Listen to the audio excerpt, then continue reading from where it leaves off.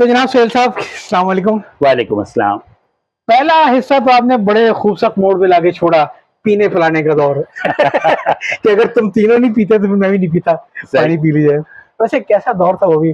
अच्छा, हमारी नस्ल उसमें से है कि जब छोटे थे तो बड़ों के डर से कोई काम नहीं किया, और जब बड़े हो गए तो छोटे से कोई काम नहीं किए, तो सिर्फ देख सकते हैं, सुन सकते हैं, पी नहीं सकते। ये दुरुस्त, बिल्कुल सही फरमा रहे हैं, क्योंकि हम लोग छोटे थे तो शहर में जो है वो मैखाने हुआ करते थे। जी हाँ, वो हमने देखे थे, लेकिन वो उस वक्त उम्र ऐसी थी कि सिर्फ बाहर से देख सकते थे। जी जी। अच्छा, और वो भी डरते डरते, जैसे कोई महल्ले वाला देख सके ना। मैं बिल्कुल दुरुस्त, बिल्कुल दुरुस्त। और कहते हैं कि जब अंदर जाने की उम्र आई तो मैखाने ना रहे।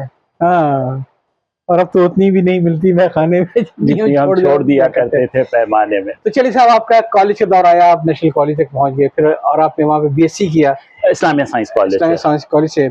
और एक बड़ा फैसला था, क्योंकि जब मैट्रिक में और जब आपके इंटर में मेडिकल में दाखिला नहीं हो सका ये, तो अक्सर लोग, जिसमें मैं भी शामिल था, कि फिर वो सब्जेक्ट चेंज कर लिया करते थे कि यार नहीं, तू जो हट जाए, अपना भी यही तो और सही, तू नहीं और सही, और नहीं और सही।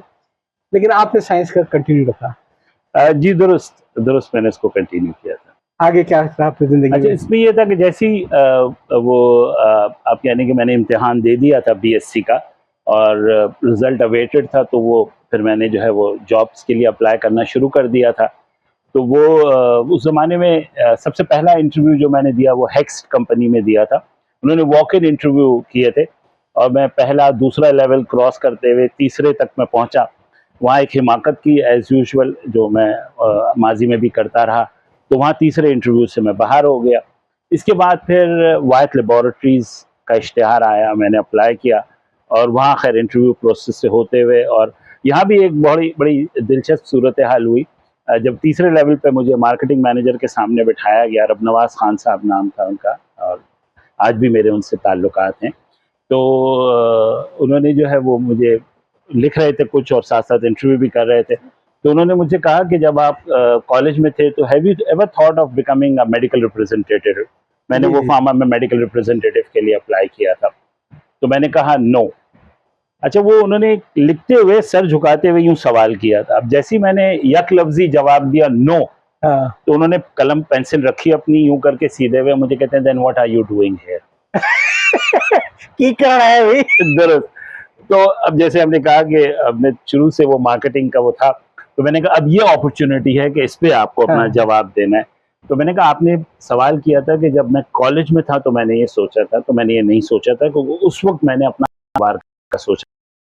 जिस कम्युनिटी से मेरा ताल्लुक है वहाँ आमतौर पे लोग कारोबार ही करते हैं। सही है। लेकिन जब मैंने पास आउट किया और मैंने हालात देखे, तो मुझे लगा कि इस वक्त कारोबार के लिए मेरे हालात, तो इसलिए मैंने जॉब के लिए अप्लाई किया, और इसलिए मैं आपके सामने बैठा हुआ हूँ। अच्छा अच्छा अच्छा अच्छा। वो हेक्स में क्या छक्का मार दिया था आपने?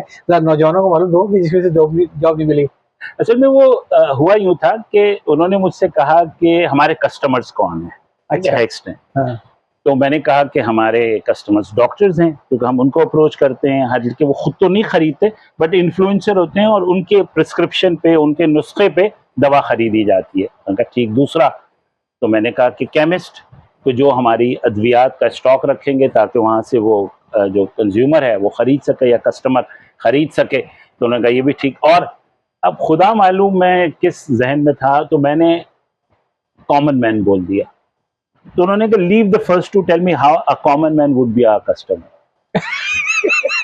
अच्छा, वो मैंने बहुत सारी मुकर्ररी सारी जो अफलातूनी, अव्वल तो उस वक्त तो थी भी नहीं, शायद अब भी नहीं है, तो वो तो धरी की धरी रह गई ना। अब मैंने अपनी बहुत आएं बाएं शाएं करके उधर उधर की बात की, तो थोड़ी देर तक तो वो मुझसे सुनते रहे, फिर मुझे कहने लगे do you think your answer is really convincing? तो यहाँ फिर मैंने ईमानदारी का मुजाहरा किया, मैंने कहा no, I think I have made a mistake. तो उन्होंने कहा अच्छा ठीक, थैंक यू वेरी मच। और वहाँ पे वो इंटरव्यू इख्तिताम हो गया। ये उस कंपनी का नाम था हेक्स्ट। आमतौर पे इसको लोग होएक्स्ट कहते हैं, या लेकिन वजह से कि मैं भी एक दफा जा चुका हूँ, मैं किसी और मार्केटिंग उसमें में गया था ये, तो वहां मैंने देखा कि उनके यहाँ एक बोर्ड रखा हुआ था ये, जिसपे लिखा था वी प्रोनाउंस इट HEXT, हेक्स्ट। जी जी, तब से मुझे याद था कि हेक्स्ट कहते हैं। जी दुरुस्त। तो चूंकि मैंने अप्लाई किया था, चूंकि जर्मन कंपनी है, जी जी, और चूंकि जर्मन कंपनियों के नाम मतलब यूं कहना चाहिए कि बाज़ाहिर देखने यूं समझ लीजिए कि हाथी के दांत खाने के और दिखाने के और खाने के और थे। तो वो नजर कुछ और आता था लेकिन तलफ्फुज कुछ और तो होता था। कारोबार छोड़कर फिर इस तरीके से आप आए मार्केटिंग की दुनिया के अंदर। जी दुरुस्त। जी। और मुझे अपने फैसले पे कोई पछतावा नहीं है, क्योंकि अल्लाह ताला ने बहुत इज्जत दी। सिर्फ 3.5 साल की सर्विस के बाद वाइट लेबोरेटरीज में एक बहुत प्रेस्टिजियस अवार्ड होता था, और उसमें जिसको मैन ऑफ द ईयर आप कहते थे, हम्म। तो वो 3.5 साल की सर्विस के बाद मैं मैन ऑफ द ईयर हो गया। अच्छा, आमतौर पे होता ये था कि मैन ऑफ द ईयर का अनाउंसमेंट जो है वो आखिरी दिन होता था, सही। जो लास्ट वो डिनर होता था, उसमें सारे इनामात और, बट उस साल उन्होंने ये किया कि पहली चाय से पहले हमारे लोग थे, उससे भी रिलेटेड बड़ा एक दिलचस्प वाकया, वो शायद मैं आगे चल के किसी वक्त बात करेंगे। तो हुआ ये था कि उन्होंने चाय के वक्फे से पहले कहा कि डायरेक्टर मार्केटिंग थे हमारे शाह बल्खी साहब, तो उन्होंने कहा हम आमतौर पर आखिरी दिन अनाउंस करते हैं, बट इस दफ़ा ये पहले करेंगे। अच्छा। और वो बड़े उससे लेते हुए चले और फिर मेरा नाम अनाउंस हुआ। और वजह ये थी कि वो उसको पहले अनाउंस करने का ये था कि उस ज़माने में शायद अभी भी होगा, 7वीं और 8वीं मंजिल एग्जीक्यूटिव फ्लोर हुआ करता था मैरियट में, और वहाँ लामहला हमारे कंपनी एग्जीक्यूटिव ठहरे हुए थे। तो मैन ऑफ द ईयर को एग्जीक्यूटिव फ्लोर पे मूव किया जाएगा। अच्छा जी, और वो उन्होंने अनाउंस किया, और फिर लामहला मेरा सारा सामान जो भी था कमरे में, उस वक्त हम ट्विन शेयरिंग में हुआ करते थे, तो वो फिर 7वीं या 8वीं मंजिल पे शिफ्ट किया गया। होटल की तरफ से केक और दुनिया जहान की चीज़ें वो आती रही। उन्होंने मुझे कहा भी कि मैं अपनी फैमिली को बुलाऊं शाम में आज किसी वक्त, और उनको भी दिखाऊं कि क्या हुआ है ये सब कुछ। तो वो हुआ, और इस तरह से फिर आगे चली बात। वो जो मैं बात बताना, एक बात है, उस जमाने में फेसबुक था नहीं। हाँ, फेसबुक बिल्कुल नहीं था। तो अगर फेसबुक होता फिर आपके मतलब कितनी और कई गुना खुशी होती जब सेल्फियां लग रही होती है अपने। खैर वो यादें तो आज भी ताज़ा की जा सकती हैं, क्योंकि सारी तस्वीर मेरे पास हैं। वो उन्होंने उस जमाने में जो, आप समझ लें कि 88 की बात मैं आपसे कर रहा हूँ, 25,000 रुपए कैश अवार्ड था, और 1 हफ्ते की पेड लीव होती थी ताकि आप घूमने फिरने कहीं जा सकें। और वायद का इंसिग्निया अगर आपने देखा हो तो वो यूं करके 2 पीक्स का वो थोड़ा होता था, तो वो एक इंसिग्निया मिला करता था, उसके नीचे लिखा हुआ होता था कि man of the year for the year 19। वो एक फिजिकल ईयर फॉलो करते थे, नवंबर से अक्टूबर का, तो वो होता था। तो उसमें जो एक मैं दिलचस्प बात बताना चाह रहा था वो ये था, वो भी अल्लाह ताला ने वैसे पूरी की। और आज मुझे ये कहने में कोई आर नहीं है कि बहरहाल मैं सेल्समैन था, सेल्समैन हूँ, लेकिन उस वक्त मुझे सेल्समैन कहलवाने में बहुत शर्म आती थी, या मुझे कोई अगर सेल्समैन कहता था तो मैं शायद कबूल नहीं कर सकता था। तो जब हमारी कॉन्फ्रेंस होती थी तो सैयद शाह बल्खी हमारे मार्केटिंग डायरेक्टर थे, एजाज कुदरतुल्लाह खान हमारे मैनेजिंग डायरेक्टर थे, तो ये उमूमन खड़े होकर और बड़े मजे से कहते थे आई एम अ सेल्समैन। तो मेरे एक दोस्त थे मसूद खान, तो वो मुझे यूं करके उन्होंने कोनी मारी और कहने, देख रहे हो शाह साहब और एजाज साहब भी अपने आप को सेल्समैन कहते हैं, तुम्हें बड़ी शर्म आती है। मैंने कहा मुझे वहां पहुंच जाने दे, मैं भी बोलूंगा आई एम अ सेल्समैन। क्या बात है। तो आज मैं कहता हूँ, और अल्लाह ने मौका दिया, मैं ऐसे ओहदों तक पहुंचा। और वहां मैंने ये सेल्स ही नहीं है, मुझे एक और चीज मालूम है अकाउंट्स के फील्ड के अंदर, अगर आप कहें ना मैं फाइनेंस डायरेक्टर हूँ, फाइनेंस मैनेजर हूँ, कुछ और है, लेकिन अकाउंटेंट, मुझे याद है एक इदारे में काम करता तो हमारे साजिद से जो अकाउंटिंग के शोबे के सरवा थे, तो एक दफा हम सबसे बड़ी खुशामद शामिल की कि देखो मेरा रिश्ता आ रहा है, रजिस्ट्रेशन आ रही है, तो कोई शरारत ना हो, किसी अंदाज ना हो, सब तमीज से रहना।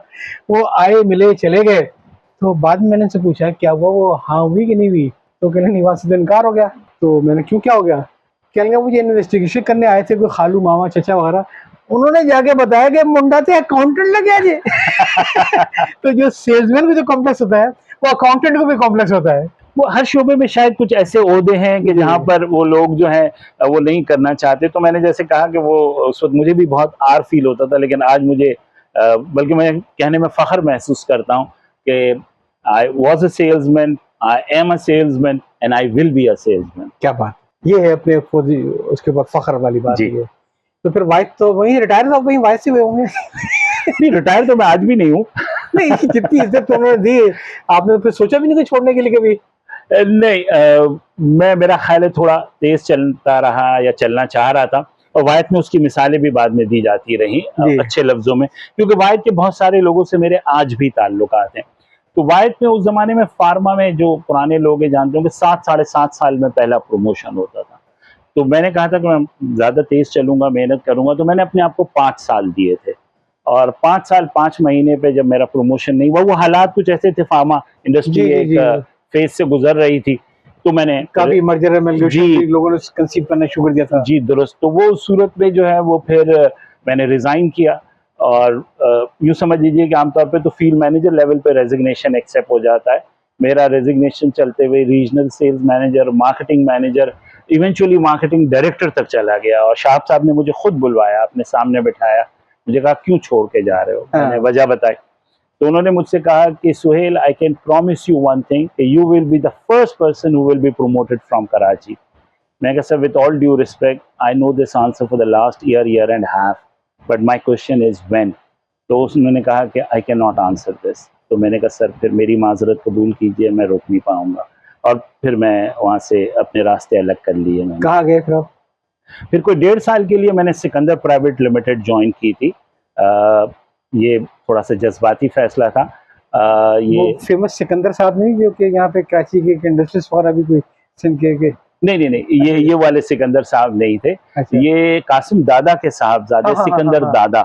ये उनकी एक कंपनी थी जिसमें वो एयरक्राफ्ट के इंजन और स्पेयर पार्ट्स, ये पाकिस्तान एयरफोर्स, पाकिस्तान नेवी और उनको मुशाक की सप्लाईज जो थी इनके पास थी उस जमाने में। उसमें लाइकॉमिंग इंजन लगता था। इंडेंटर से भी है, जी से ये नहीं, हम बाहर से मतलब उनके इंडेंटर थे और उनके लिए करते थे। तो वो कोई मैंने 1.5 साल काम किया।